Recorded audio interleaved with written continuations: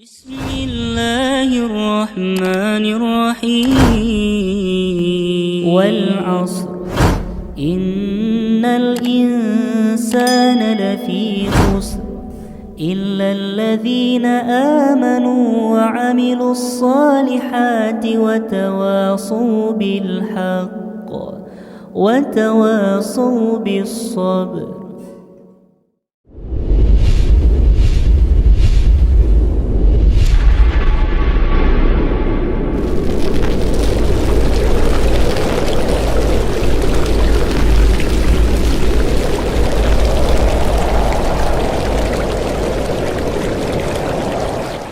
Bismillah, Assalamualaikum warahmatullahi wabarakatuh. Innal hamdalillah nahmaduhu wa nasta'inuhu wa nastaghfiruh wa na'udzu billahi min sururi anfusina wa min sayyiati a'malina. May yahdihillahu fala mudhillalah wa may yudlilhu fala hadiyalah. Asyhadu an la ilaha illallah wahdahu la syarikalah wa asyhadu anna Muhammadan abduhu wa rasuluh la nabiyya wa la rasula ba'dah. Kaum muslimin yang dirahmati oleh Allah Subhanahu wa taala, puji syukur kita senantiasa kita ucapkan kepada Allah Subhanahu wa taala, karena Allah Subhanahu wa taala masih memberikan kepada kita kenikmatan-kenikmatan yang sangat banyak sekali, sehingga kita akan pernah bisa untuk menghitung nikmat Allah Subhanahu wa taala tersebut.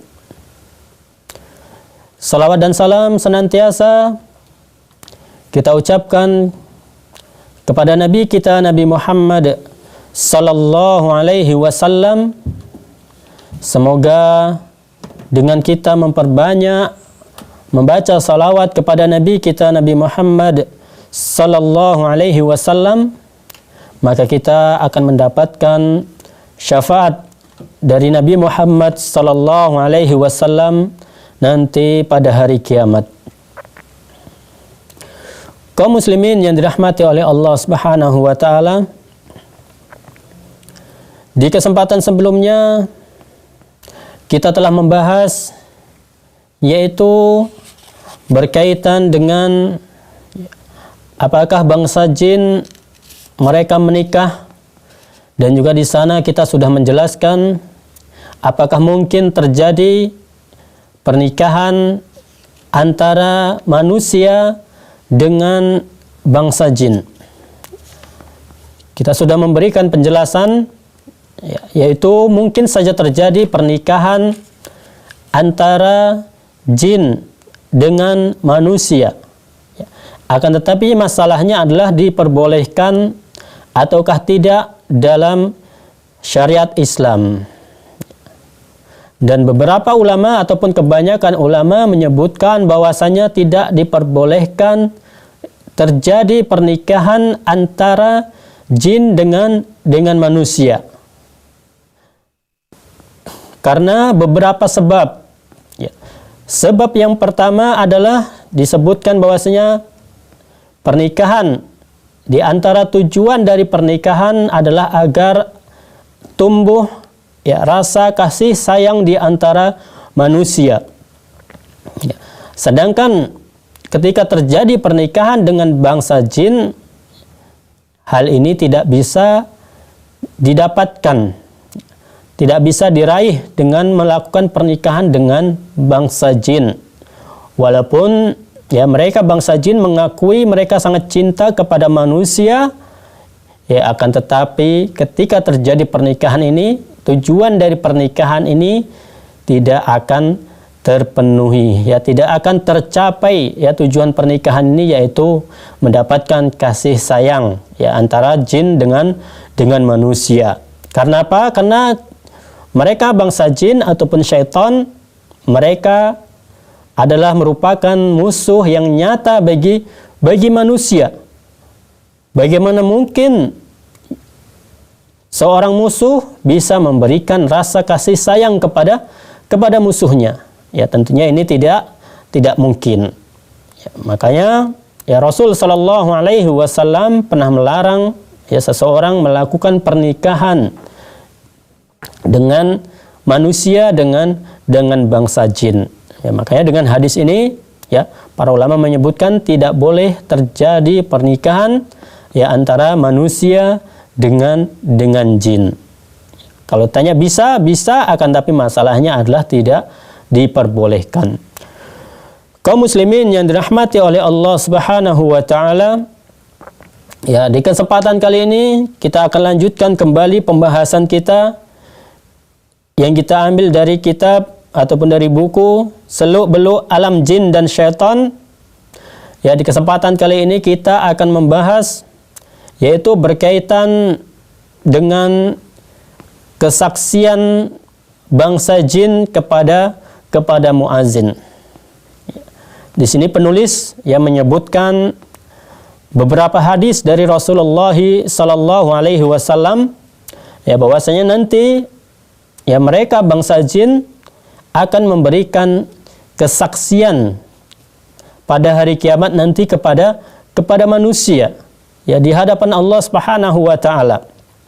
Ya, makanya Al-Imam Al-Bukhari pernah meriwayatkan dari Abu Sa'id Al-Khudri radhiyallahu anhu ya, dan hadis ini di kesempatan sebelumnya kita sudah pernah membahas ya, bahwasanya Rasulullah sallallahu alaihi wasallam berkata kepadanya, sesungguhnya aku melihatmu menyukai kambing dan padang pasir.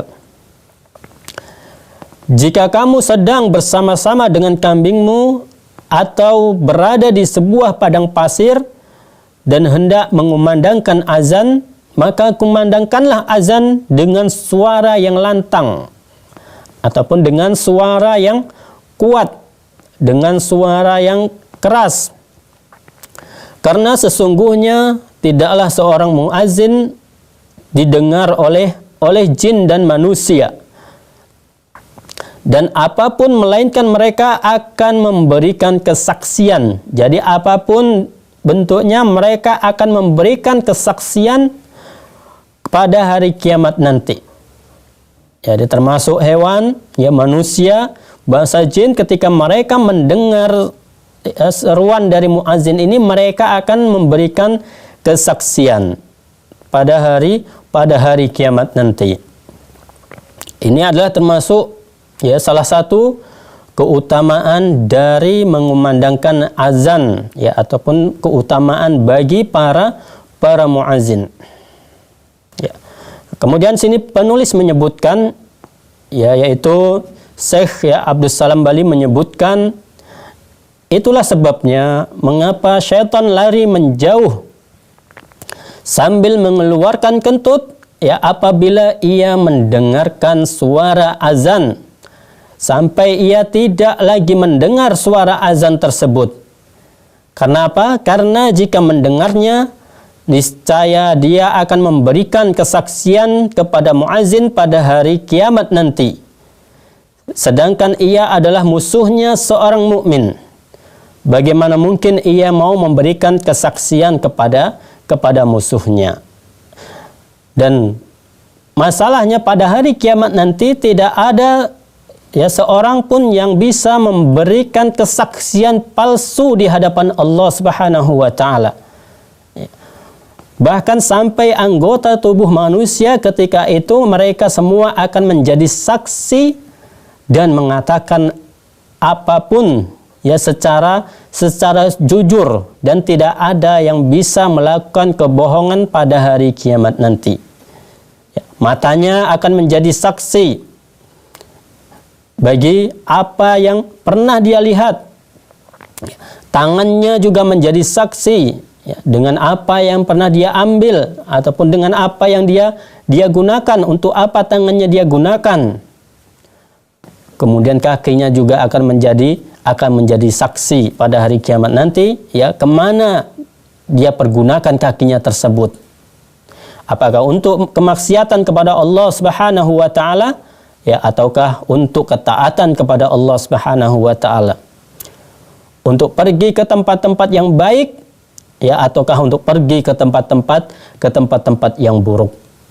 Sering dia gunakan untuk pergi ke masjid, untuk menghadiri majelis ilmu, ataukah dia pergunakan, ya, untuk kemaksiatan kepada Allah Subhanahu wa taala, untuk ke tempat-tempat hiburan misalnya, ya, maka semua itu nantinya akan kaki yang akan menjadi saksi, dan tidak ada yang bisa menjadi saksi palsu pada hari kiamat nanti.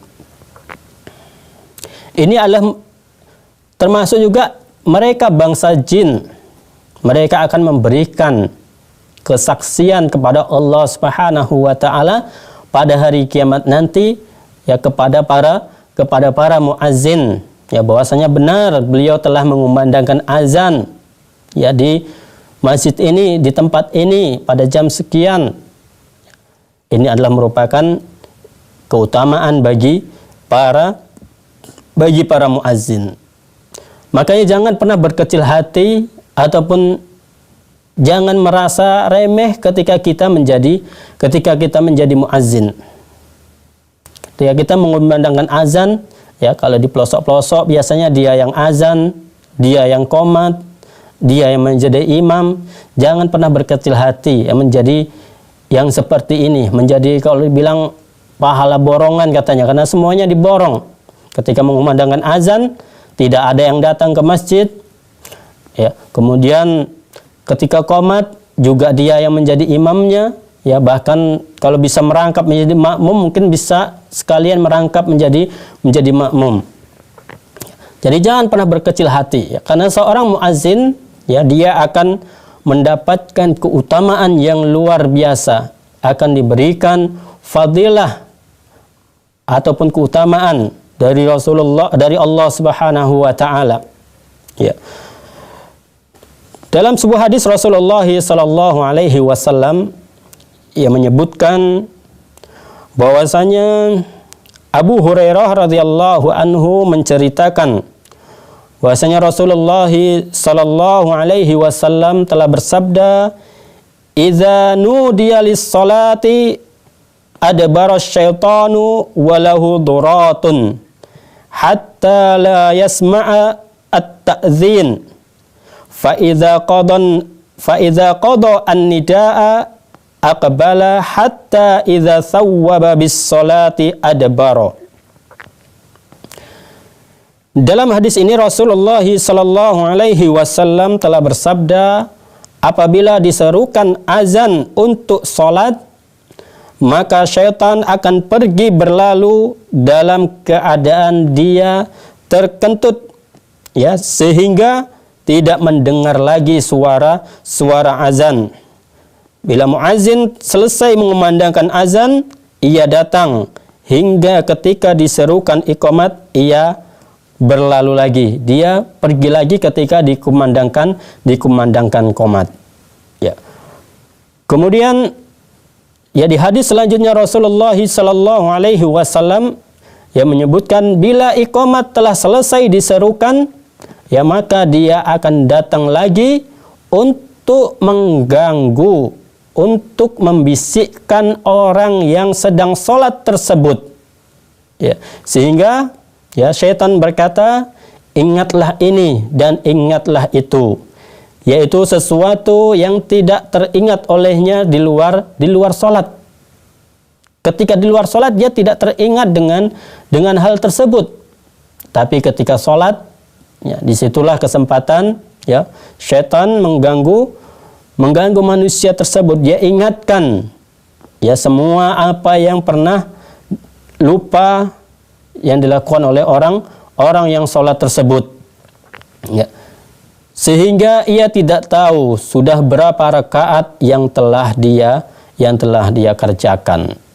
Jadi sampai dia lupa karena memang sudah diingatkan oleh syaitan sudah berapa rakaat, ya, apa-apa yang pernah lupa di luar sholat diingatkan kembali oleh syaitan, yaitu misalnya, oh, pakaianmu belum dijemur, ataupun kamu ada naruh uang di bawah tempat tidur, Kalau nggak cepat diambil, nanti akan diambil si fulan.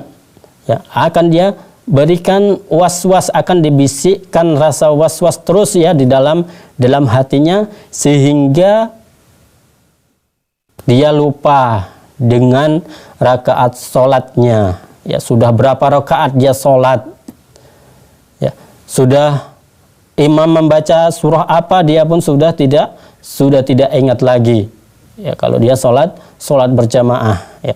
Walaupun sholat berjamaah juga dia sudah tidak tahu imam sudah rakaat keberapa.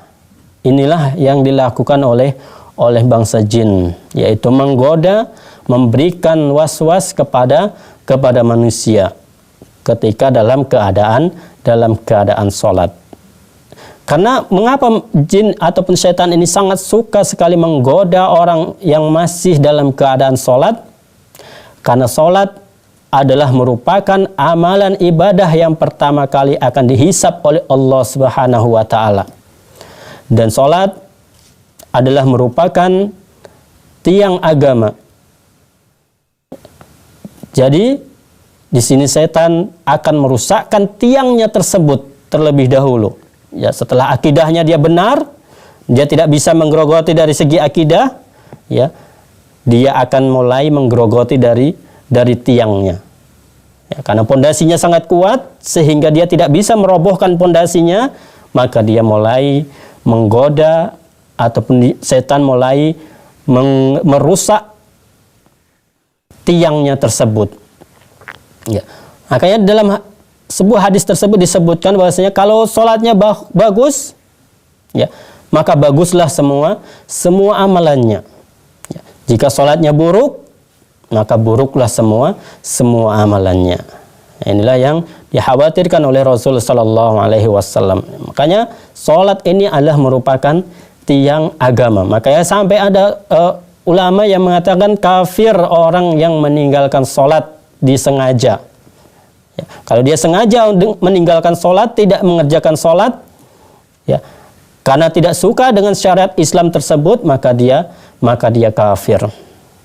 Ya. Kenapa? Karena dalam sebuah hadis Rasul Sallallahu Alaihi Wasallam telah menyebutkan, ya, perbedaan, ya, antara seorang mukmin, ya, dengan seorang yang kafir adalah dengan meninggalkan sholatnya. Karena dalam agama-agama lain tidak ada yang mengerjakan sholat, ya, satu hari sebanyak lima kali. Ya, mereka di agama-agama lain, ya, mereka hanya seminggu sekali dianjurkan untuk pergi ke tempat ibadahnya. Tapi bagi umat Islam, ya, dia diwajibkan, diharuskan untuk menghadiri sholat, ya, setiap harinya itu. Satu harinya itu sebanyak lima kali. Ya, ketika muazzin mengumandangkan azan, ya, maka orang yang mendengar azan tersebut itu diwajibkan untuk menghadiri sholat, ataupun dia wajib mengerjakan sholat. Makanya tidak ada alasan untuk tidak sholat. Tidak ada alasan untuk dia tidak sholat. Dia tidak bisa berdiri ketika mengerjakan sholat. Dia bisa sambil duduk. Dia tidak sanggup lagi, sambil duduk pun dia tidak sanggup. Ya, mungkin kalau duduk, ya, ada sesuatu yang sakit, dia tidak sanggup untuk duduk, maka diperbolehkan sambil berbaring. Nah, tidak ada alasan untuk tidak sholat. Ya, apapun yang terjadi, tidak ada alasan untuk tidak sholat. Kaum muslimin yang dirahmati oleh Allah Subhanahu wa Ta'ala, ya, nanti insyaallah akan kita lanjutkan, ya, pembahasan kita ini setelah beberapa jeda berikut ini. Dan bagi kaum muslimin semua yang ingin bertanya, ya, berkaitan dengan buku yang kita bahas ini, ya, silahkan bisa bertanya, ya, melalui nomor yang tertera di layar kaca Anda. Tetap bersama kami, ya, jangan kemana-mana setelah beberapa jeda berikut ini.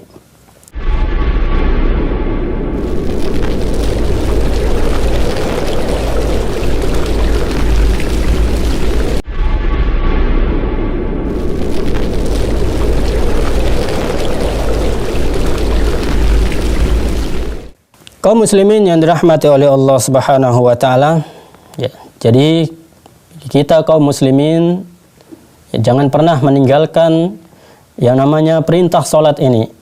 Karena solat ini adalah sangat penting sekali bagi diri kita, ya, baik di dunia ataupun di akhirat nanti. Ya, ini solat sangat penting. Jadi tidak ada alasan orang untuk meninggalkan solat. Tidak ada alasan orang tidak solat karena capek, tidak ada alasan. Ya, bahkan yang sakit parah sekalipun, yang dia tidak bisa menggerakkan lagi anggota tubuhnya, maka diperintahkan ataupun diperbolehkan dengan hanya isyarat saja.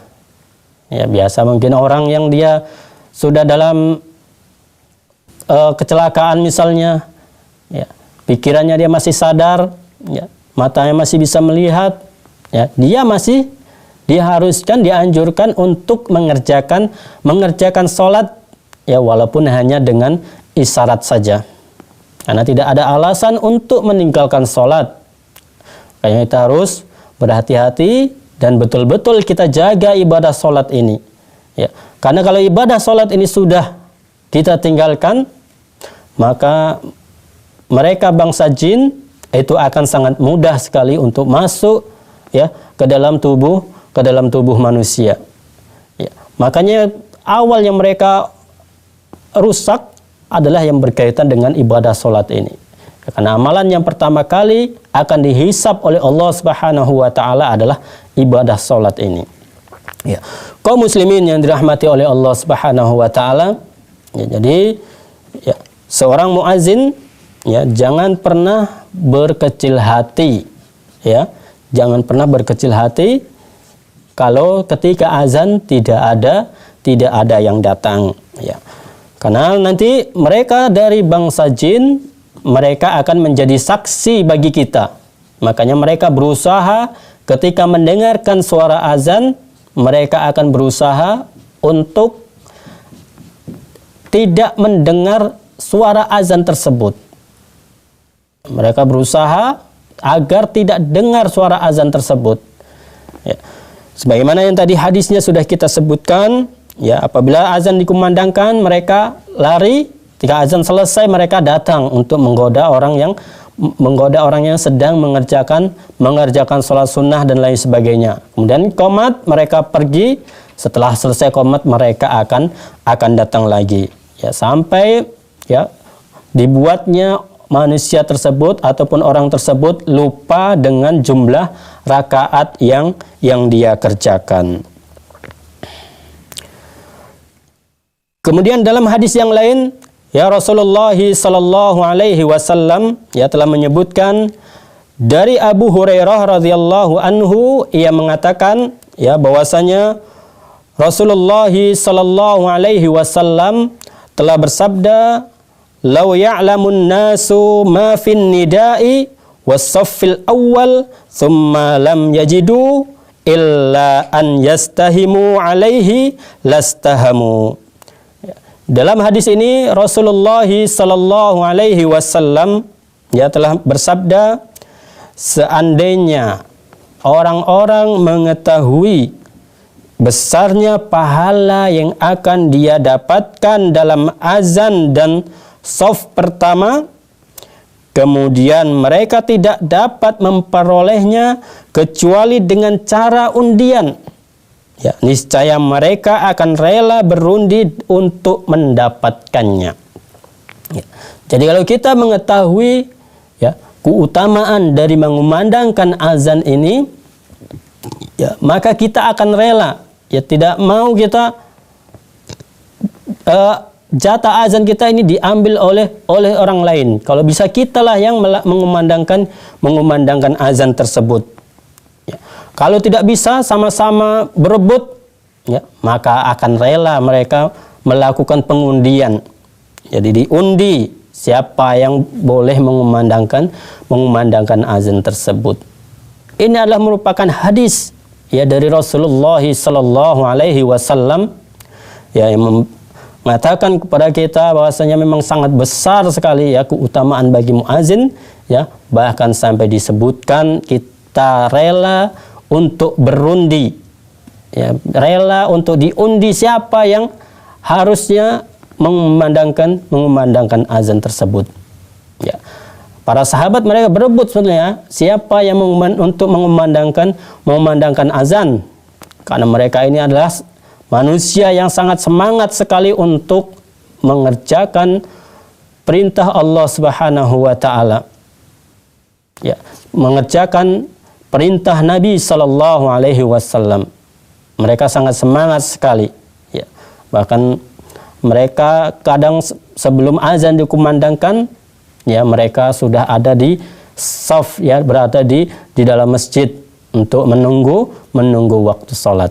Ya, bahkan mereka, ya, karena memang azan ataupun muazin di zaman Nabi itu sudah ditentukan oleh Rasulullah sallallahu alaihi wasallam, ya, agar tidak terjadi rebutan, ya, maka Rasul sallallahu alaihi wasallam menentukan muazin Nabi, ya, muazin di masa Nabi yaitu Bilal bin Rabah, ya.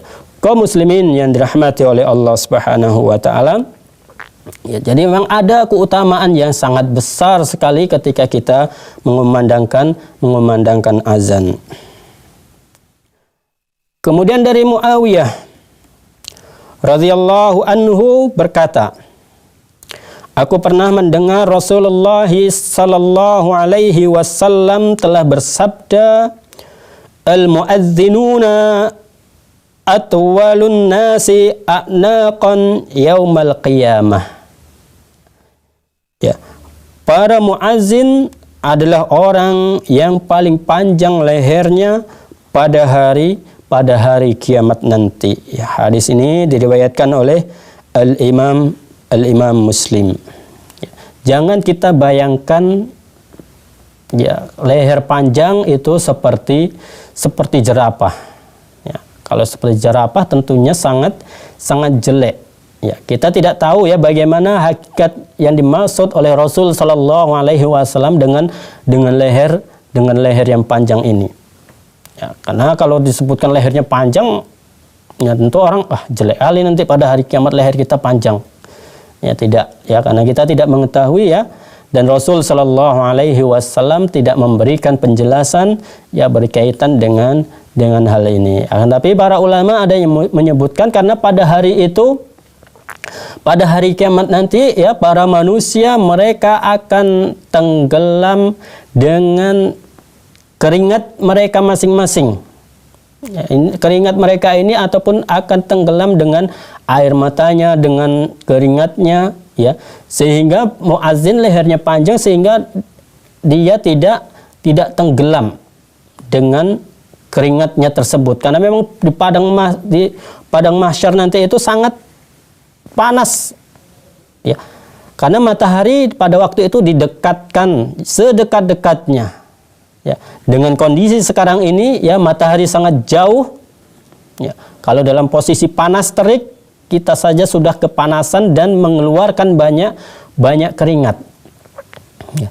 Maka begitu pula pada hari kiamat nanti, ya, seberapa panasnya, ya, pada hari kiamat nanti, ya, matahari yang ketika itu yang saat ini sangat jauh, ya, kemudian didekatkan oleh Allah Subhanahu wa taala, yang menjadi sangat dekat sekali, ya, maka apa yang terjadi? Tentunya akan banyak sekali berkeringat ketika itu. Makanya para muazzin, ya, diberikan oleh Allah Subhanahu wa taala kelebihan sehingga mereka tidak tenggelam dengan keringat mereka masing-masing. Ya, kalau kita bayangkan nggak mungkin, karena kita sebelahan dengan kawan kita satu lagi, kita tenggelam, kawan kita tidak, ini tidak mungkin. Ini adalah logika kita. Ya. Pada hari kiamat nanti tidak ada sesuatu yang tidak mungkin. Karena semuanya Allah Subhanahu wa taala, ya, apabila Allah Subhanahu wa taala menghendaki sesuatu, maka akan terjadilah sesuatu tersebut.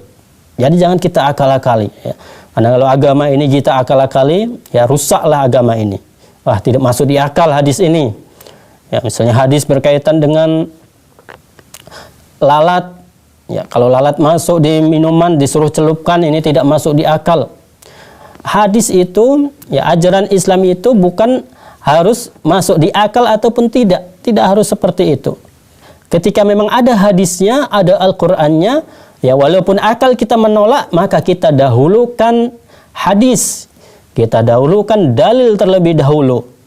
Jangan kita dahulukan akal kita. Kalau kita dahulukan akal kita, maka kita akan menolak Al-Quran dan hadis Rasul Sallallahu Alaihi Wasallam. Ya, seperti itu. Jangan pernah kita bayangkan, ya, kalau leher panjang berarti seperti jerapah dan lain sebagainya. Tentunya sangat jelek sekali kalau memang seperti itu. Tapi tidak mungkin seperti itu. Ya, ini hanya Allah Subhanahu Wa Taala yang mengetahui untuk hakikatnya. Ya, jadi kita jangan pernah menolak, ya, apalagi suatu masjid yang tidak ada muazzinnya. Jangan kita pernah menolak ataupun tidak mau mengumandangkan azan, ya, karena kita terkadang sudah masuk waktu karena belum ada nazirnya yang di masjid itu datang, sehingga kita terkadang tidak mau mengumandangkan azan. Jangan kita kumandangkan azan terus, ya, kita cari, karena kalau kita mau mengumandangkan azan, orang tidak mungkin marah, ya. Kalau ada orang marah ketika dikumandangkan azan, ya berarti ada sesuatu yang bermasalah di dalam hatinya. Ya, kita kumandangkan azan. Apalagi masjid itu memang, ya, sudah lama sekali tidak dikumandangkan azan. Karena ada, ya, masjid-masjid yang dia tidak dikumandangkan azan. Terutama sekali adalah masjid-masjid yang di pelosok. Ya, di pelosok mereka kadang kalau mau azan itu sangat tidak memungkinkan, ya, karena tempat kerja mereka, ladang mereka, ya, dengan masjid ini sangat jauh, ya, harus menempuh perjalanan, ya, 2-3 kilo, ya, kalau kita jumlahkan dengan jam. Kalau dia harus pulang, ya, maka ini sangat sulit sekali, dan ini membuat dia sulit. Jadi kita kumandangkan azan, ya, sudah masuk waktu, kumandangkan azan saya di ladang tersebut, ya. Kalau ada orang-orang yang dekat, tentunya mereka akan datang. Ya, kaum muslimin yang dirahmati oleh Allah Subhanahu Wa Taala, ya, bahkan ada sebuah masjid itu di daerah pelosok, ya, masjidnya itu terkadang menjadi, ya, sampai menjadi kandang kambing. Ya, kita pernah mendapati masjid yang seperti ini. Ya, nauzubillah min dzalik. Ya, jangan sampai, ya, masjid-masjid yang dekat rumah kita, ya, menjadi, ya, ataupun tidak pernah dikumandangkan azan. Karena dengan kita mengumandangkan azan, maka mereka bangsa jin, ya, mereka para jin, mereka akan pergi, ya, mereka semuanya akan pergi dan tidak akan mendekati tempat tersebut lagi. Ya, kaum muslimin yang dirahmati oleh Allah Subhanahu Wa Taala, ya, nanti insyaallah, ya, akan kita lanjutkan pembahasan kita setelah beberapa jeda berikut ini.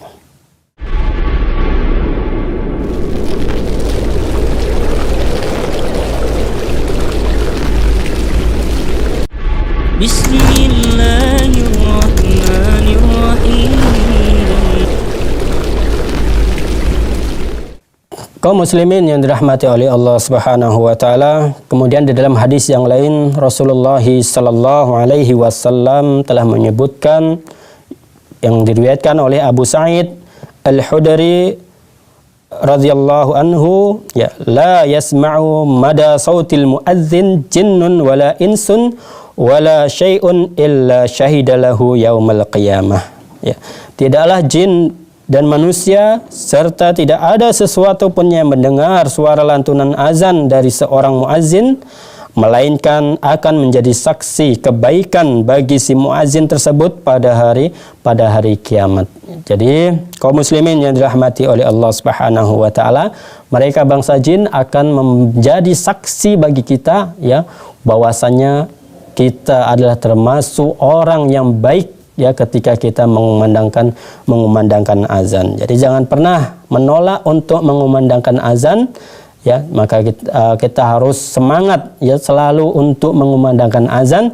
Mau ada yang datang untuk sholat ataupun tidak, kita harus tetap semangat untuk mengumandangkan azan.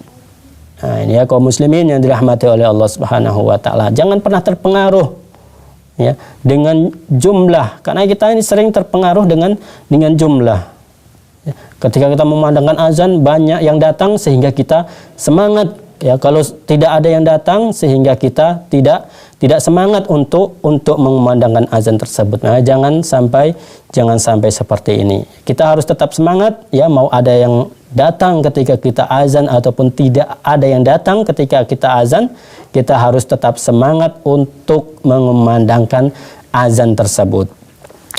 kaum muslimin yang dirahmati oleh Allah Subhanahu wa taala, kemudian dalam hadis yang lain Rasulullah sallallahu alaihi wasallam telah menyebutkan dari Ibnu Umar radhiyallahu anhu berkata, Rasulullah sallallahu alaihi wasallam telah bersabda, yughfaru lil muadzin muntaha adzanihi wastaghfiru lahu kullu ratbin wa yabisin sami'ahu. Ini adalah keutamaan yang sangat luar biasa sekali, yang mana diampuni bagi para muazzin pada akhir azannya, dan setiap yang basah ataupun yang kering, maksudnya benda hidup ataupun benda mati, yang mereka mendengar azan akan memintakan ampun baginya, yaitu bagi orang yang mengumandangkan azan tersebut.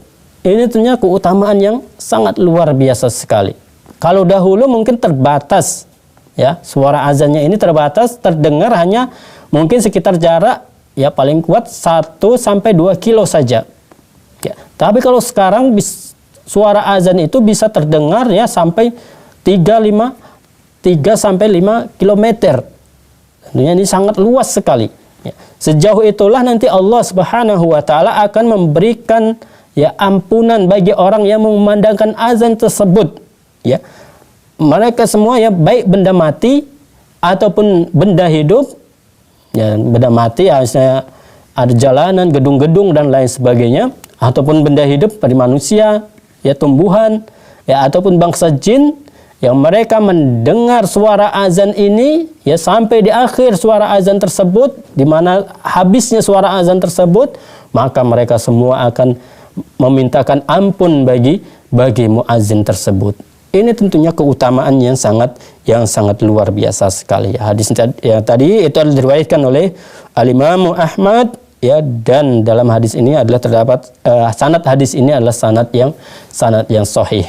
Kaum muslimin yang dirahmati oleh Allah Subhanahu wa taala, dengan keutamaan yang sudah kita sebutkan tadi, maka jangan sampai kita rela ataupun kita berikan kesempatan untuk mengumandangkan azan tersebut. Kemudian di hadis yang lain Rasul sallallahu alaihi wasallam memberikan keutamaan lagi, yaitu Rasul sallallahu alaihi wasallam mendoakan para imam dan muazzin, Allahumma arsyidil a'immata waghfir lil muazzinin. Ya Allah, berilah kelurusan bagi para imam dan ampunilah para muazzin. Hadis ini diriwayatkan oleh Al-Imam Abu Dawud dan Imam At-Tirmizi, dan kemudian hadis ini disahihkan oleh Syekh Albani. Kaum muslimin yang dirahmati oleh Allah Subhanahu wa taala, siapa orang yang tidak ingin mendapatkan doa dari Rasulullah sallallahu alaihi wasallam? Doa Rasulullah sallallahu alaihi wasallam adalah doa yang mustajab, doa yang dikabulkan oleh Allah Subhanahu wa taala. Apapun yang diminta oleh Rasul sallallahu alaihi wasallam itu akan dikabulkan oleh Allah Subhanahu wa taala. Karena Rasul sallallahu alaihi wasallam adalah manusia yang dosanya itu sudah diampuni oleh Allah Subhanahu wa taala. Jadi Rasul tidak memiliki dosa. Ketika Rasul melakukan kesalahan, langsung ditegur oleh Allah Subhanahu wa taala. Berbeda dengan kita. Ketika kita melakukan kesalahan, bahkan teman kita sendiri pun belum tentu mau menegur kita. Tapi ini Rasul sallallahu alaihi wasallam, manusia yang mulia, manusia yang terhormat, memberikan doa bagi orang yang mengumandangkan azan dengan ampunan. Tentunya kita sangat berharap sekali kita mendapatkan ampunan dari Allah Subhanahu wa taala. Maka jangan sia-siakan kesempatan kita untuk mendapatkan doa dari Rasulullah sallallahu alaihi wasallam, yang mana doa Rasul ini sangat mustajab. Apapun yang diminta oleh Rasul sallallahu alaihi wasallam itu akan dikabulkan oleh Allah Subhanahu wa taala. Seperti misalnya Rasul sallallahu alaihi wasallam yang meminta agar Umar bin Khattab masuk ke dalam Islam, maka Allah Subhanahu wa taala langsung mengabulkan doa Rasul tersebut.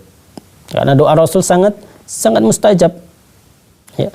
Apa yang minta oleh Rasul akan dikabulkan oleh Allah Subhanahu wa taala. Ya, walaupun seperti itu, ya Rasul tidak pernah sombong dengan doanya tersebut yang dikabulkan oleh, yang sangat mudah sekali doanya dikabulkan oleh Allah Subhanahu wa taala. Ya, seperti ketika perang Badar, ya, yang mana jumlah pasukan kaum kafir ketika itu lebih besar dari pasukan kaum muslimin.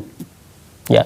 Kalau secara logika kita tidak mungkin kaum muslimin ini bisa menang dari orang kafir. Ya, tapi kemudian Rasul sallallahu alaihi wasallam berdoa kepada Allah, ya, kalau ketika itu kaum muslimin hancur, musnah, ya, maka Allah tidak akan disembah lagi di muka bumi. Maka kemudian Allah Subhanahu wa taala memenangkan pasukan kaum muslimin dan mengalahkan pasukan kaum kafirin. Ini doa Rasul sallallahu alaihi wasallam sangat mustajab. Ya, kaum muslimin yang dirahmati oleh Allah Subhanahu wa taala.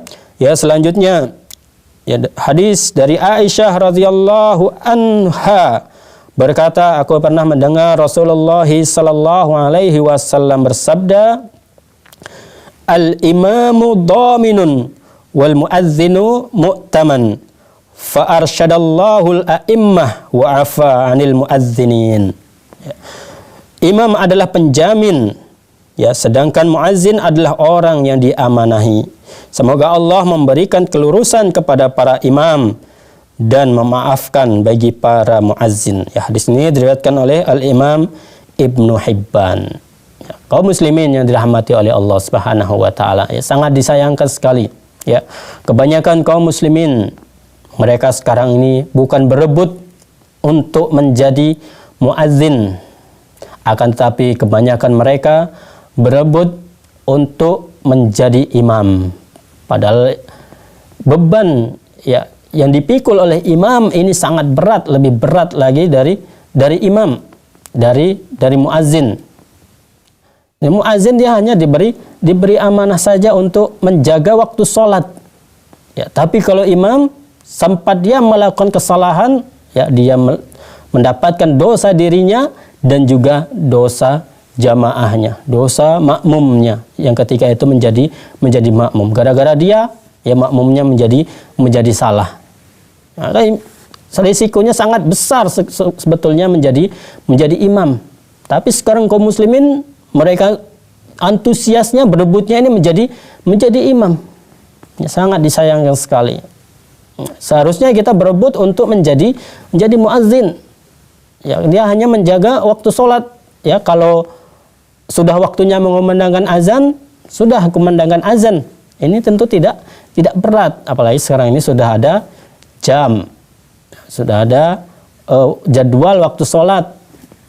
Ya, kalau lebih sedikit, ya inilah makanya Rasul Shallallahu Alaihi Wasallam mendoakan agar dimaafkan ketika misalnya lebih sedikit, agar dimaafkan. Tapi imam, ya, kalau dia melakukan kesalahan tetap dia akan berdosa dan dia akan menanggung dosa dari jamaahnya, dosa dari makmumnya tersebut. Makanya harus, ya, jangan sampai kita lebih berlomba-lomba lagi untuk menjadi imam, apalagi orang-orang yang mereka tidak mengetahui berkaitan dengan fikih imam. Ya, kadang dia karena bacaannya bagus, ya, hanya bacaannya saja yang bagus, ya, padahal kalau segi tajwidnya mereka sangat banyak sekali kesalahan, karena modalnya itu nadanya bagus, nadanya indah, ya, sehingga dia disuruh menjadi imam. Ya, padahal dia tidak mengetahui, tidak memahami fikih menjadi imam. Kalau dia melakukan kesalahan, apa yang harus dia lakukan, dia tidak mengetahui, ya. Akan tapi, ya, inilah yang sering terjadi, ya, dia sering berebut untuk menjadi imam. Ya, na'udzubillah min dzalik. Ya, jangan sampai kita menjadi orang yang selalu berebut untuk menjadi imam.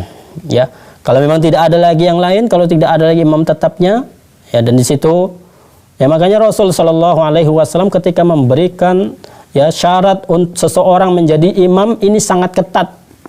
Ya, di antaranya dia harus hafal Al-Quran terlebih dahulu, ya, kemudian yang dia lebih banyak mengetahui tentang hadis Nabi Shallallahu Alaihi Wasallam, sangat ketat.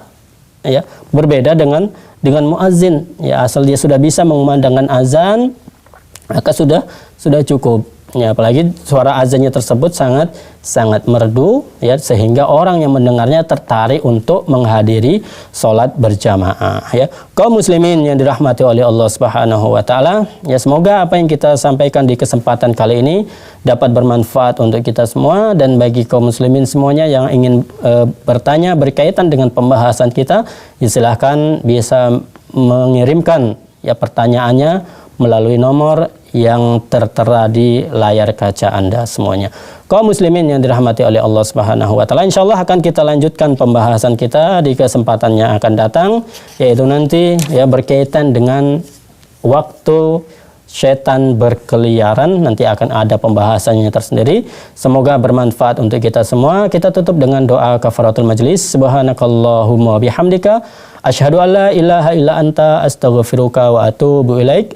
Wassalamualaikum warahmatullahi wabarakatuh.